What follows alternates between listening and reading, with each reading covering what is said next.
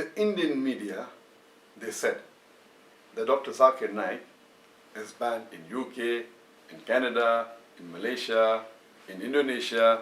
Some reports said he's banned in 3 countries, some reports said he's banned in 5 countries, some said 7 countries, some said several countries.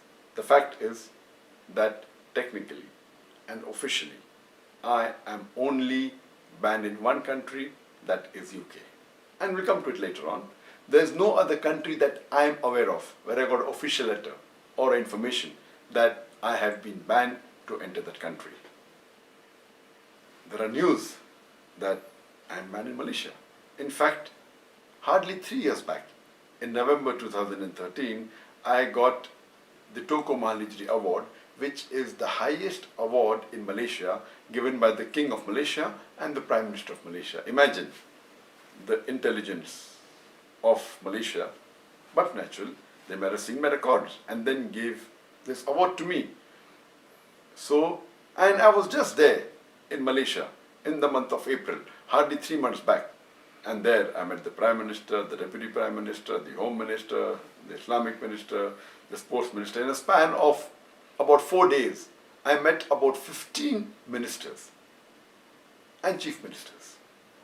Imagine, I'm banned in the country and I'm meeting the head of the country, I'm meeting the king, I'm meeting the Deputy Prime Minister. It is an irony. So this is what the media does. It picks up some information they get from hearsay, from some gossip, and they give it in headlines as though it's a gospel truth. Regarding my ban in UK, the only country which technically I am banned and officially am banned is UK.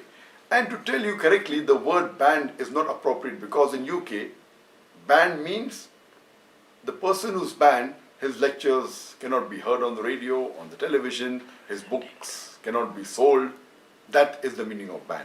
The right technical word for the UK is I am excluded. Excluded means my entry is not allowed in the country of UK. And to know the background of this, in the year 2009, just to tell you, I've been to UK several times. I've been there more than 14, 15, more than 20 times.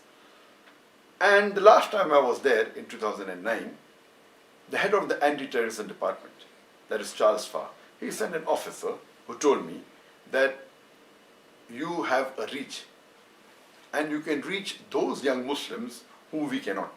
So will you help us? And I told them, I'm most willing to help you as long as you guarantee me 2 things. Number 1, you should not ask me to do anything against the Quran, which is the word of Almighty God, and the Sahih Hadith, which is the saying of Prophet Muhammad, peace be upon him. And they agreed. So imagine the head of the anti-terrorism department wanted my help to reach those people who they could not reach. And I'm aware that my popularity is there in different parts of the world, especially in UK.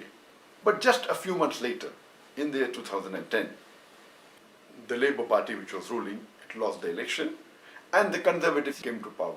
And in about 3 weeks' time, less than 1 month coming to power, the Home Secretary Theresa May, she sent an official notice and said that I am not allowed to enter the country, though I had a valid visa, which was issued in 2009 for 5 years. It was a multiple entry visa. And it said that I am not conducive to the society of UK. And they quoted few sentences from my speeches. And one speech she quoted that I gave in UK was that I said in my speech in UK that I condemn the 3,000 Americans killed in the 9/11 attack.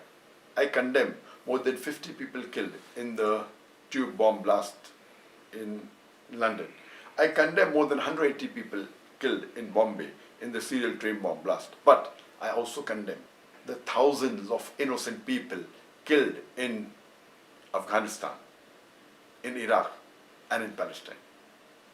Imagine, she is not allowing me to enter the country and she thinks that I am not conducive for UK because I said, besides disagreeing with the first three attacks of 9/11, London bombing, as well as Bombay serial train bomb blast, I also said I condemned the thousands of innocent people killed in Afghanistan, Iraq, and Palestine. And and she doesn't like it.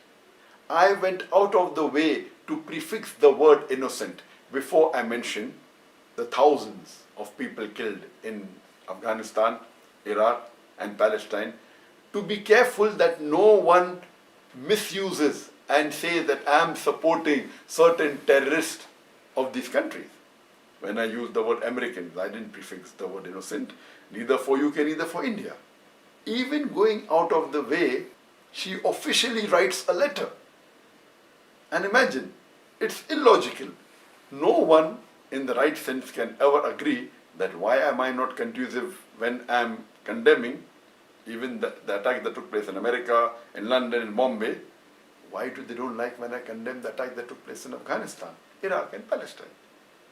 These are the double standards. So because of this letter said, I'm not allowed to enter. And normally, and technically, this is valid for 3 years. And that 2010 it was issued. So this letter was valid till 2013. So technically, I can apply for a visa for UK. As far as all the other countries in the world are concerned, I don't know of any other country in the world where I have been banned.